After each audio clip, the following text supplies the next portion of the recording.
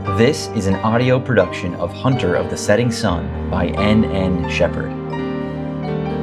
Music by Josiah Fursanetti. Cover art by Levi Bushnell. Editing by Josiah Fursanetti and Levi Bushnell. Read by the author. Hunter of the Setting Sun. Episode 15. The rain had paused briefly, and in the stillness, Emmond was awoken by the sound beside him. He had not dreamed since falling asleep, no nightmare of any kind, and no pleasant memory of his wife or children. His eyes adjusted to the black, and he saw the crouched form of Coop beside him, leaning over his folded bedroll. With the slowness of a cat, Emmond reached carefully across and touched the boy on his arm. In the blink of an eye, Coop was on him, with his hand pressed against Emmond's mouth, covering all sound. "Quiet," the boy breathed. Emmond nodded, his eyes wide, trying to gather what was happening. The boy pulled away, but Emmond reversed the move and quickly held the boy, putting his mouth to his ear. "What are you doing?" Coop turned away, pulling back from Emmond's easing grasp. He stared hard, his eyes shining in the dark. His hand fell to the gun strapped at his hip, and his left hand pointed out beside them in the general direction of Fort Winslow. Emmond shook his head, and the rain started to fall again. Moments later, they were both outside the tent, Emmond quickly dressed, and Coop already in his clothes. They had set their things under a small sloped canvas the night before, and Coop was moving carefully and quietly through these things, searching for guns, no doubt. With their distance from the camp and the rain pouring down all around them, Emmond felt comfortable, at least whispering. "You can't do this, Coop. You can't stop me," he said under the canvas. "If I don't stop you, then I have to join you or I have to tell the others. I don't need you." His head ducked back from under the canvas, and he stood up, holding 2 rifles and a bag of ammo. It was the holdings of a delusional child. Emmond could see that on his face. Whatever he had spoken to Wild Fox about and the quiet agreement to wait another day were just false fronts, it seemed. Masks to disguise the boy's true intentions. Coop pushed past Emmond and moved away from the camp and toward the road that would lead down toward the town. Emmond looked back between Coop and the camp, one safe and stationary, the other moving away towards the doom. Emmond ducked under the canvas and found the pistol he had used the day before in the canyon and the longbow that the tribe had given him. Shooting a bow in the rain was a painful endeavor. The rain slicked the string and changed the flight of the arrow, but it was better than nothing. He sprinted after Coop and found him marching down the road, his boots leaving indents in the dirt that quickly filled with water. "You don't have to come," the boy said as Emmond fell alongside him. "You don't have to go," Emmond countered. Coop shook his head. "I've had enough." "You've barely had any," Emmond said in disdain. The young rancher stopped and turned to Emmond. Rain splattered his hat, covering his eyes and casting a dark shadow over his face. His white teeth were the most visible. "You can help or turn back, but I don't need your judgment." They stared at each other for far longer than was necessary, and Emmond wondered if the boy would stand down or wait forever until Emmond complied. Perhaps that was the solution, he thought humorously. Just don't reply until the sun comes up and the rain ends and the midnight attack is futile. But he nodded, and they walked on. Coop led them off the road the moment the fort came into view, and they walked down through short scrub, crouching low and moving away from the high wooden walls toward the low wall of the town. They reached it and pressed beside the woods, sliding along until they reached the house that they had spotted as the hideout spot of the gang the day before. The wall was low enough to peer over, and they turned toward it, keeping as low as they could, staring at the house. Big windows showed a group of men sitting around a table on the inside, playing a game with cards and what must have been money strewn about. 3 girls lounged on couches in clothing that would have made Dixie and Rosie blush, but Emmond found he was so focused he hardly noticed. He only counted 4 men at the table. "Not here," Coop whispered as he slid down to squat behind the wall. Despite the rain and his hiding spot behind the wall, he still spoke quietly. "I thought they might be at the fort." He turned to move past Emmond, back toward the high walls, but Emmond grabbed his arm and held him back. "That's it?" he asked. "That's all you need to see to know he isn't in the house? It is far larger than just one room." The boy shook his head. "If there's gambling happening, English Pete would be throwing cards. Only thing he cares about more than cards is thieving, which must be what he's on about somewhere else. Even women come after those 2 for English Pete." "Seems like a charming fellow," Emmond remarked. Coop's silence was answer enough. They slunk along the low wall, rain-soaked and walking in mud. Emmond's hands were cold, holding the bow and quiver as he was, and he knew Coop's were cold also, carrying both rifles. A second pistol hung at his hip, one Emmond hadn't noticed before. The gate leading into the town was closed, shut up like a great dark wolf and the entrance to a cave, not letting anything in to spoil its young. Coop pinned himself close to the wall and stared up at the nearest corner lookout of Fort Winslow. "Guards are slack tonight. The rain always brings out the cowards," Coop said. "Seems to bring out others as well," Emmond muttered. Coop glared at him, but then motioned to hurry toward the fort wall. On some timing that the boy had determined, they sprinted across the road and slid into the mud at the base of the wall, out of sight of the high city gate. They froze for a moment, as though waiting for an alarm to sound or a shout to ring out in the night. Nothing came, but they remained, Emmond waiting on the boy. It was clear that he was thinking, planning, trying to process his route. Was there even a plan to start with? Had he thought he would see the man he aimed to kill in the house, fire shots from outside the fence, and escape? Was there no thought beyond this small one, this first hoping? Emmond looked up to the west, up the slope of the mountain to see if he could spot the lookout where they had first spied the fort in the town, had watched the gang move about, and had seen the battlements with their blue soldiers. Sure enough, there was a gap in the trees, and a dark, thin line that could only have been stone peeked out from the mountain. It looked smaller from down below, looked as though you could hardly stand there and see anything, and yet he knew it was a wide area that extended back before meeting the forest again. Coop moved, turning right along the wall, continuing close to it. Emmond had no choice but to follow, though the pervasive thought of discovery loomed in his mind. It would just take one guard in blue to look down over the battlement, to peek over the spiked wood poles that made the wall and see two dark shapes slinking along. Short would be their midnight adventure. They turned the corner of the wall and kept moving until they reached the far corner, opposite the city gate. The ground sloped away the most here, and thus the wood poles of the outer wall were the highest. "What is your plan?" Emmond asked. Though they were under the overhang of the battlement, the rain still fell in sheets and soaked them. But there was something curious in the wall, something that Emmond hadn't noticed before. Cooper seemed to see it as well, for he slung the rifles over his shoulder, moved to the corner of the fort, placed his hands in the slot between two of the poles, and began climbing. The gap was thin, just enough for a fist and the toe of a boot, and as the rancher climbed, Emmond scouted both sides of the corner, seeing a similar gap on both sides. As though that cornermost post was leaning away, leaning out indeed, it looked as though the gap widened as it neared the top, drawing closer to the overhanging platform of the corner lookout. If it had been Coop's plan all along, it was well thought out, and if not, then it was perhaps the greatest moment of dumb luck Emmond had ever witnessed. He slung the bow over his shoulder, made sure the pistol belt at his hip was secure, and began climbing after the boy. Emmond watched Coop pause just before moving to the right under the overhang, swinging his legs up over the pointed wooden poles and disappearing onto the battlement. Emmond scrambled up the rest of the way, finding it surprisingly dry and free of difficulty. He had done little climbing in his life, not since he was a child at least, but it was almost like climbing a ladder. He used both sides of the corner and climbed it much the same way a bear would climb the trunk of a tree, shimmying up one body length at a time. He followed Coop's motion when he reached the top, reaching out to the right and grasping the edge of the top poles, feeling secure in the anchor, sliding right and swinging himself up and over. It wasn't easy, but the rush of adrenaline in his blood gave him strength. On the catwalk, Emmond found Coop squatting over a soldier in blue. Curly black hair spilled out of the man's cap, and a smart red mark was blooming on his forehead. Knocked out, not dead. Coop caught Emmond's eye and pointed forward toward the square lookout on the corner of the wall. Emmond hurried forward, moving under the roof into the dry, open space beyond. He stayed low, seeing another blue-coated soldier standing on the far diagonal side of the fort in the lookout there, standing with his back to them. The way he was standing told Emmond that he was looking out over the small fort town below. Coop slid the soldier he had knocked out into the cupola of the lookout, pulling him along the slick deck of the battlement. Once under the roof, Coop quickly stripped off the man's blue uniform. "Tell me you have a plan," Emmond said, still whispering. "Watch the ground," Coop ordered.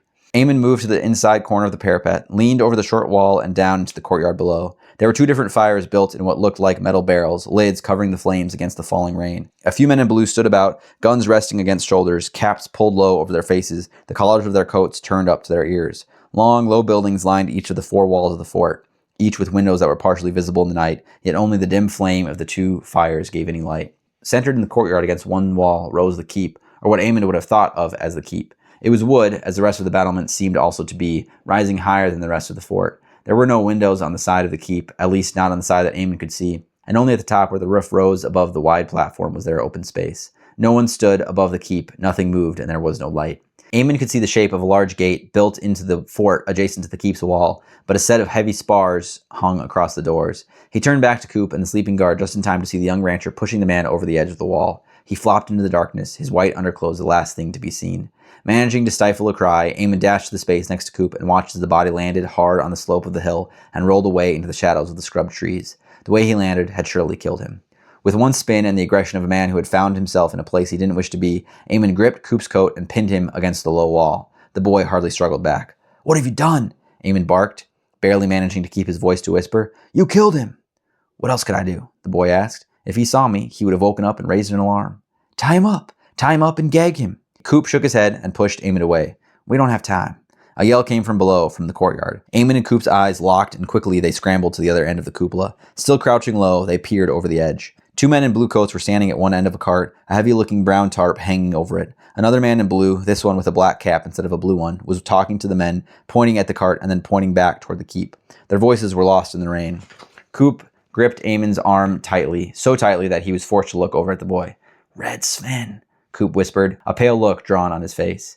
Emmond looked back to the scene and saw the man on the left, furthest from the man in the black cap. A curling of red hair showed under his blue cap, and Emmond saw his left hand creeping down toward the pistol at his belt. "His hand," Coop whispered in his ear. "The hourglass." Emmond squinted his eyes, trying to see the left hand as it moved down. As it reached the gun handle, he turned the fingers to the side, showing the back of his hand. 2 diamonds, one a black outline, the other nearly white, stacked point to point. It was small and distant and hard to see in the flickering fireglow, but Emmond could see how it might be an hourglass. The other man at the cart was still talking to the man in the black hat, and just as the man reached out for the tarp, Red Sven drew his pistol and fired.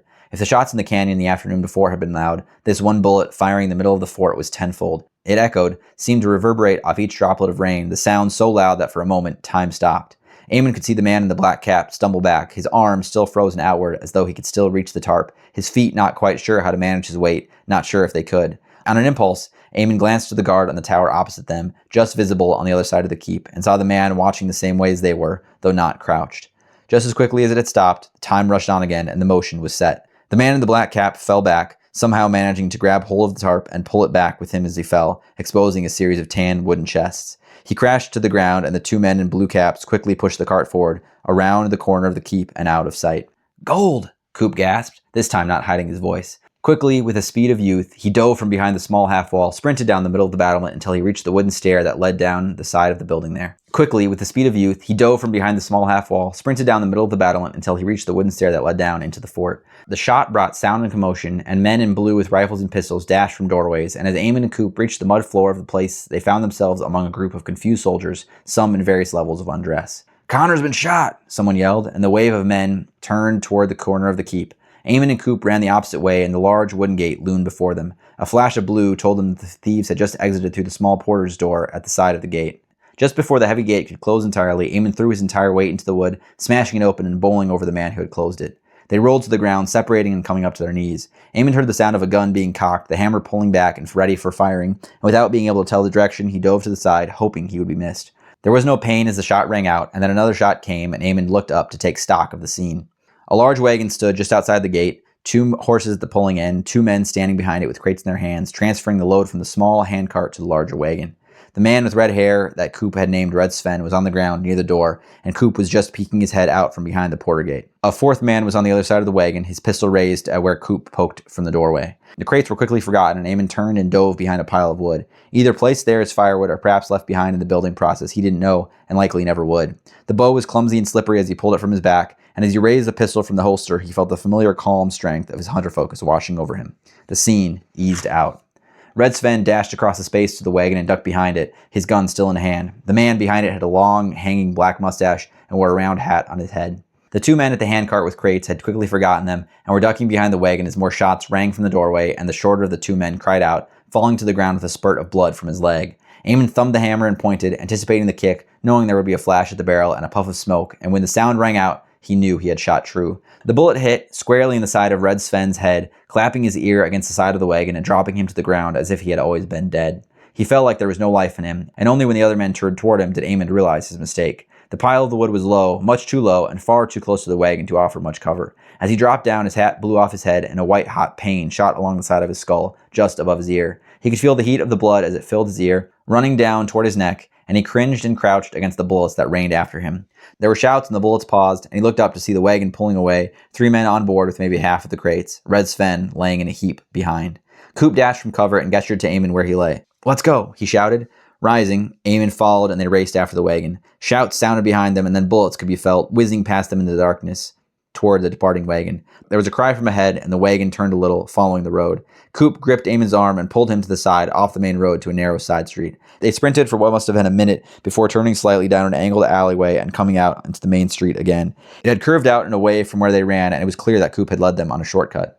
Sliding down on his knees in the mud behind a large round tub full of water that splashed and shook with the falling rain, the boy slung one of the rifles from his shoulder and leveled it down the street. The wagon barreled around a corner, the wheels skidding, spraying mud and water. Shots still rang out from the fort soldiers, but among them flashed the roar and lightning of Coop's rifle. Emmond might not have known the boy shot at all if it weren't for the tossing of the head of the nearest horse, the loss of purchase on the ground as the animal fell, and the spray of blood as both animals collapsed, falling over each other and twisting the wagon sharply to the side. All 3 men managed to jump free, though one didn't land nearly as gracefully, and Emmond could see the blood on his leg from where he had been shot earlier. 2 men in blue coats on black horses appeared on the street, and the group from the wagon ducked behind the fallen cart, guns blazing. The horses dropped, and the men on them yelled, getting caught in the stirrups. The horses had fallen just right so as to block them from the gunfire. It was a terrible triangle of death. On the side of the street, an overturned wagon with 3 men ducked behind, the gold forgotten. At the north end of the street, 2 horses lay dead on their sides, their riders struggling to get free, one of them taking a painful bullet to the foot exposed above. Men in blue sprinted down to fill that north end. Across the street from the wagon, behind a large steel water trough, 2 men with vengeance added their own chaos. Emmond tried to call back the red focus that carried his bullet into Red Sven's head, but something else overruled his will, a fear, perhaps, the knowledge that he was sorely unprepared in this fight. Shots rang from the right, and both Coop and Emmond ducked and slid back, quickly moving behind the building they were closest to. 5 men strode down the street, lit by the few lamps that were there, their shadows short and blurred in the rain, black masks covering their mouth and nose, dark hats tilted against the storm, fire spouting from their outstretched hands. 9, Emmond said, doing the quick math. Yep, Coop agreed. Emmond raised his pistol toward the oncoming gang, but the young rancher pushed his arm aside, holding onto his firing hand. He leaned in close, whispering despite the crashing gunfire all around them. Don't give away our position. Only English Pete. Emmond nodded, sliding his hand back from the trigger and resetting the hammer. The deadly weight of cold steel touched the back of his head. Only English Pete what? Emmond turned slowly, as did Coop. As he turned, Emmond could see another pistol tight against the boy's head. 10, Emmond counted in his mind. This man was tall. Oh, I see. Oh, he's Scottish. Only English Pete what? Only English Pete what? Only English Pete what? Only English Pete. Only English Pete? Emmond turned slowly, as did Coop. As he turned, Emmond could see another pistol tight against the boy's head. 10, Emmond counted in his mind. This man was tall with red hair and a hat so wide and round it looked heavy. He wore what looked like a big brown blanket draped over his shoulders, though Emmond could clearly see that it was fashioned just so, with a hole in the center to slide over his head. He grinned at them with a jagged smile, missing nearly half his teeth. The ones that were gone must have been the only white ones. The corners of his mustache dangled inside the corners of his cracked lips. Who are you? The man asked.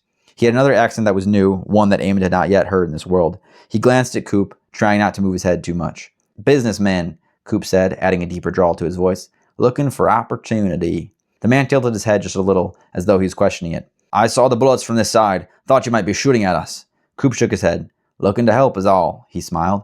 A black shadow rose up from behind the man, so ghost-like it nearly made Emmond cry out, the involuntary sound only bested by the tight clenching of his jaw. Some part of the shadow raised in the air and came down with a terrible thud into the man's neck, and Emmond and Coop instinctively ducked away just as his fingers tightened on the guns, spraying 2 bullets where their foreheads were.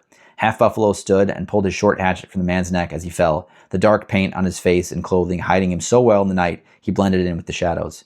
You have acted a fool, the young man said to Coop. His eyes flashed at Emmond. And you let him. A bullet grazed off the young man's shoulder, and they all quickly moved, running back and ducking behind the building entirely. Emmond watched from the corner as the group of 5 outlaws walked closer, moving to stand behind the cart where their fellows were. There was a pause in the gunfire for a moment, a reloading moment, Emmond thought, and he turned to the 2 boys.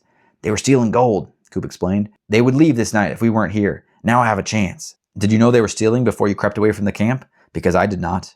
Coop shook his head. Half Buffalo pushed him against the wall. A voice rang out from the street. This is Army General Philip Banks. Give yourselves up. No more dead on either side. You give yourselves up. A voice came back, this with another new accent. We aren't here to make parleys, General. We are here to take the gold. You won't have it, the first man called out. A gun fired, someone yelled a word very near bastard, and then the gunfire continued.